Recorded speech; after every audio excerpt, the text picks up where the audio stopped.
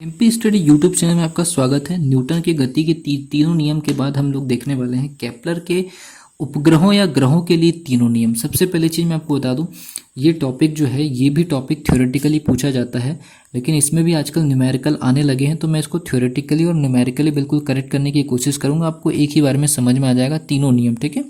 Video में last तक बने रहिए। अगर आप इस चैनल पर नए हैं तो चैनल को सब्सक्राइब जरूर करिए, बेल आइकन को प्रेस करिए और हमारी वीडियोस को ज़्यादा से ज़्यादा स्टूडेंट्स तक शेयर करने की कोशिश करिए, ठीक है। मैंने आपको पहले भी कहा है कि जो भी टॉपिक मैं अभी अपलोड कर रहा हूँ बिल्कुल एग्जामिनेशन के हिसाब से या एग्जामिनेशन पॉइंट ऑफ व्यू से ही मैं अपलोड कर रहा हूँ। आगे जाकर के यही टॉपिक बहुत डिटेल में खुलेंगे, IIT लेवल के लिए खुलेंगे, नीट के लिए खुलेंगे या ICAR या अदर एंट्रेंस एग्जामिनेशन के लिए, और डिटेल में डिस्कशन होगा। लेकिन PNST के लिए अभी ये टॉपिक बिल्कुल शॉर्ट वीडियोज़ मिल रही है ताकि आप लोगों को ये टॉपिक जल्दी से जल्दी समझ में आ जाए और आपके कॉन्सेप्ट जो है वो क्लियर रहे।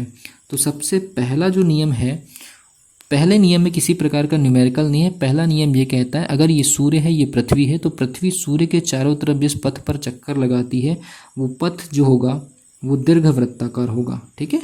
दीर्घवृत्ताकार पथ में गति करती है। बस इतना सा आपको याद रखना है। पहला जो लॉ है, प्रथम जो लॉ है, वो सिर्फ ये बताता है कि जो पृथ्वी है वो सूर्य के चारों तरफ दीर्घवृत्ताकार पथ में गति करती है, इलिप्टिकल पाथ में। दूसरे पर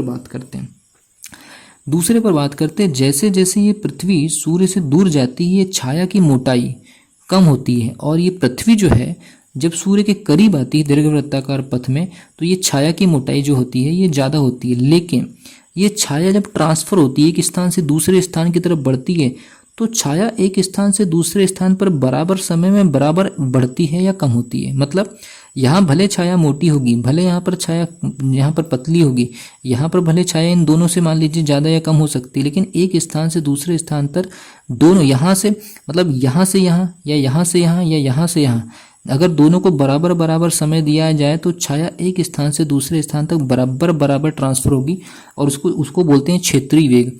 और क्षेत्रीय वेग dA/dt है ना, dA/dt जो होता है वो L/2m होता है। ये आपको याद रखना है। इसको क्या बोलते हैं? क्षेत्रीय वेग, है ना। छाया का वेग या क्षेत्रीय वेग वो हमेशा एक कांस्टेंट राशि है, ठीक है। अगर दोनों को बराबर समय दिया जाए तो बराबर बराबर ट्रांसफर होगी।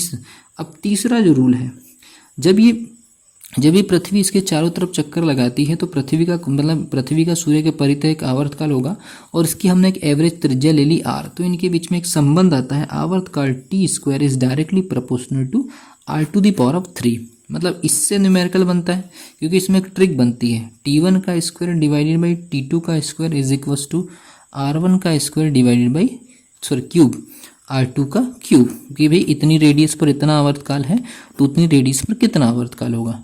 तो इस प्रकार से केपलर की ये तीनों नियम में दो न्यूमेरिकल और एक थ्योरी। बस इतना सा सिंपल सा टॉपिक था। इसके लिए ज़्यादा आपको एक्स्ट्रा लॉजिक लगाने की ज़रूरत नहीं। क्वेश्चन बड़े सीधे आते हैं, बस वैल्यूज़ को पुटअप करके क्रॉस मल्टीप्लाई करके न्यूमेरिकल का आंसर आप सही से निकाल लीजिए, काम हो जाएगा, ठीक है। So wish you all the best. अगली वीडियो में मिलते हैं।